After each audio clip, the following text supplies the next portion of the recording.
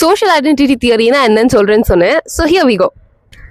ரொம்ப சிம்பிளா சொல்லணும்னா, நம்ம யாரு அப்படின்ற நம்மளோட செல்ஃப் ஐடென்டிட்டி நம்மள சுத்தி இருக்கிற, அதாவது நம்மளோட குரூப்ல தான் வந்து டிபெண்ட் பண்ணியிருக்குன்னு சொல்றாங்க.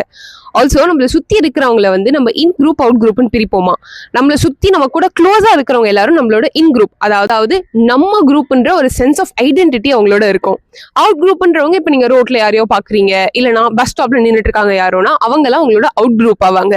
ஆல்சோ உங்களோட இன் குரூப்ல இருக்கிறவங்க கிட்ட நீங்க நேச்சுரலாவே கொஞ்சம் பயாஸ்டா இருப்பீங்க. அதாவது அவுட் குரூப் என்னதான் சொன்னாலும் உங்களோட இன் குரூப் தான் பெஸ்ட்னு தான் உங்களுக்கு தோணும். நேத்து சினாரியோக்கும் இதுக்கும் கனெக்ஷன் புரியுதுல. என்னதான் இந்த சோஷியல் ஐடென்டிட்டி தியரி நம்ம சொன்ன நேத்து சினாரியோல ஒரு ரோல் பிளே பண்ணுது அப்படின்னாலும், முக்கியமான ஒரு ரீசன் நம்ம எல்லாருமே சோஷியல் அனிமல்ஸ்.